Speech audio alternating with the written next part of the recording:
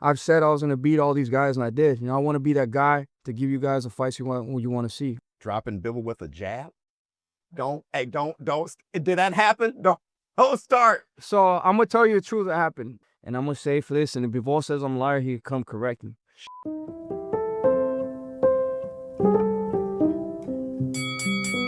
What's up, my people? This the Black Showbizz. I'm your host, Showbizz the Adult, here with the Mexican monster, David Benavidez. How you doing, my brother? Doing good, brother. Good to see you, brother. Listen, I'm gonna tell you something. Just looking at you, brother, it looks like you can fight. Yeah. It doesn't look like you can't fight. When you see somebody on TV, you see them throwing their hands, but in person, you're damn intimidating. That's how you gotta be, bro. Even you could have a smile on your face, but we could get down any time of the day, and this is how I protect myself, and this is how I keep people from messing with me. But I don't promote violence, but we could do it whenever we want. No. We're going to talk about violence. We're going to talk about violence because violence get people to view, and that's why we love your boxing style. I was just talking to someone earlier, right? And we were in a restaurant having cheeseburgers, and they were asking me about boxing and what boxing needs.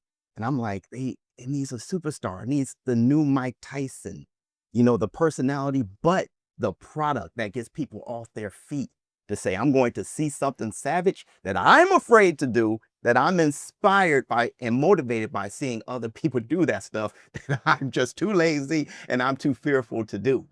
Can you be that superstar? Yeah, definitely, bro. At the end of the day, like I said, I've showed you guys, I don't like to be that guy that just talk and say, I'm going to do this, say, I'm going to do that. I've said I was going to beat all these guys, and I did. I want to be that guy to give you guys the fights you want to see. I want to be that guy that you guys know for a fact that once David Benavidez gets turned on, there's going to be a war and everybody's going to enjoy the fight.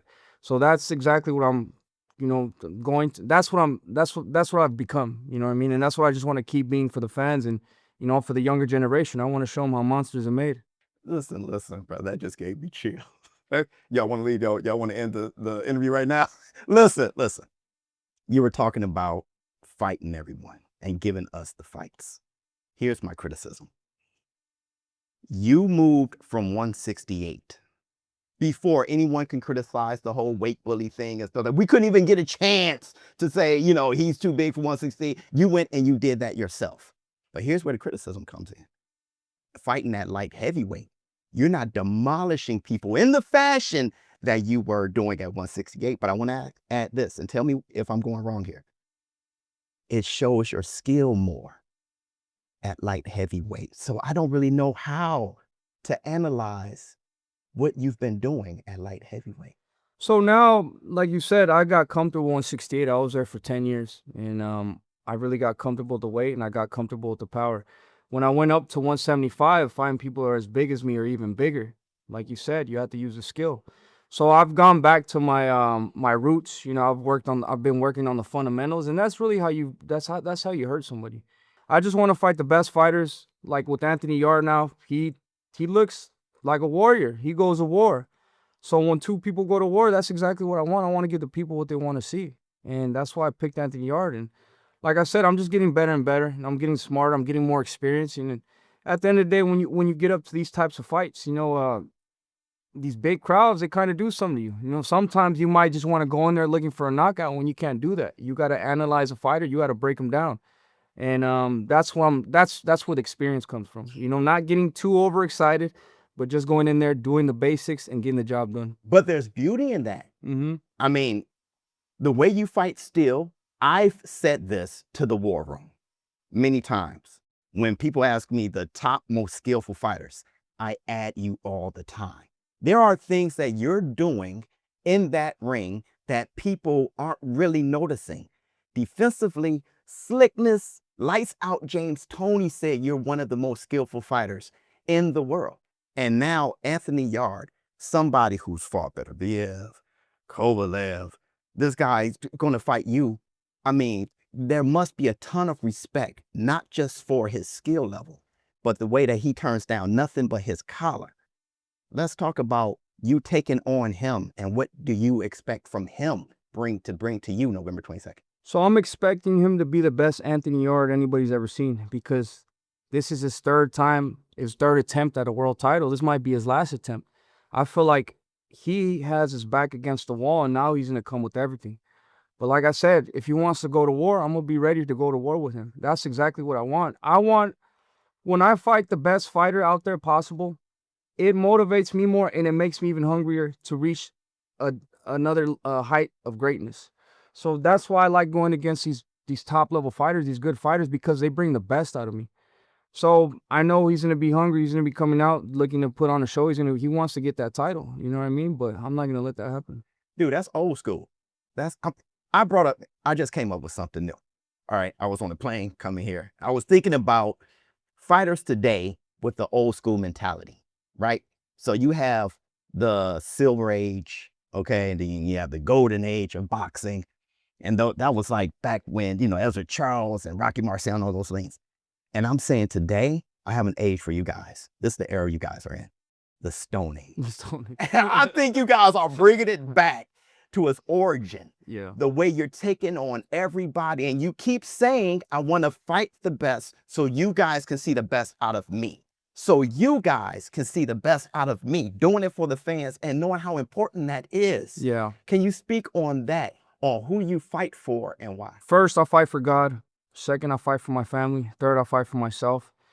And then the fourth reason I fight is I fight for the younger generation coming up. I want to show the kids that you guys can't always just worry about being undefeated and just picking the easiest fights out of everything. You're robbing yourself out of greatness. So when you go, this is what you have to do. You have to go against people that you might not know that you're going to win. But you always have that mentality like you're going to win. You have to go into fights to be like, man, it's 50-50, but I'm going in there, I'm going to take that. Once you do that, you do what you say you're going to do, you achieve another level of greatness. And, that's a lot of things fighters are missing today. They don't want to take that chance because it's a 50-50. Once you go up against a person as good as you, has more skills than you, it's 50-50. But that's the beauty of it. That's when you beat somebody and you become great. You can't buy that. You could dream of that. It's hard to get that, but it can be done. But you have to challenge yourself. Sometimes these challenges are scary. But now I know for a fact that every time I went up against somebody that I thought had as much experience or skill as me, and I went in and I beat them, that's what makes me more as confident as I am today. That's why I know I'm going to be great, and I'm not going to stop until I achieve that. You haven't found that limit yet. I haven't found that limit yet. I haven't found that limit. So then also, too, I know I'm meant for this because since I've been a little kid, I've been sparring at the high level. I started sparring Golovkin when I was 15 years old. I was his main sparring partner from 16 all the way to 19 years old. Shit. I sparred him, Surdo Ramirez, when Surdo Ramirez just became world champion at 168. I sparred Kelly Pavlik when I was 15. I sparred Bivol countless of times from 19 to 22. I sparred all of them. And I've got the better of every single one of these fights. Wait a second, I got to stop you there. Dropping Bivol with a jab?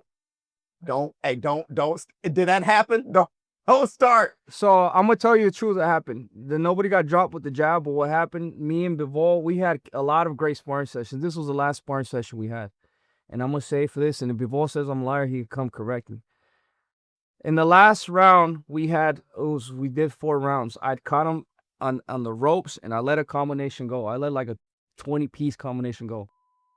Until the round ended, when I walked away, his legs wobbled, and he went back to his corner and said, "We don't want no more." And I'm not gonna say it was easy because that dude is super good. What? But that just shows you what level I'm at. And what was that gym called that we sparred at? Bob, what was that gym called? Churchill. If anybody says I'm a liar, they could go get the footage from Churchill boxing that we did that. I don't gotta lie for nobody, especially in boxing. You got the receipts. I have one last question. Can I do one last question? I have to bring up the elephant in the room, but I'm going to do it my way. All right? The showbiz, the adult way. Am I wrong for stating that I don't need to see you versus Canelo Alvarez? If he doesn't want to fight you, I don't want to see the fight. I want to see 2 fighters who want to be in there. Yeah. So if he doesn't want to, I'm losing my steam. To be honest, I lost my steam too. The only people that are gonna miss out on that, of that fight is the fans. The boxing is gonna miss a great part of boxing just because somebody doesn't want to give me the fight. You know, if they don't want to give me the fight, that's fine. I'm already looking at other things. I'm thinking about other fighters. I don't care if I ever fight Canelo. But there was possibly one of the greatest fights in boxing left on the table for no reason. Yeah. If he says he's so good like he is, and come beat me, come show me up, come show the whole people, come show the whole world. Just like how I'm showing the world that I'm the best. Yeah. But that's why he doesn't believe in himself. That's why he doesn't want to fight me, because he doesn't believe in himself. You don't look easy, brother. You building that. I'm not easy. That's the Black Two Sugar. Man, thank you so much. Thank you so much, brother.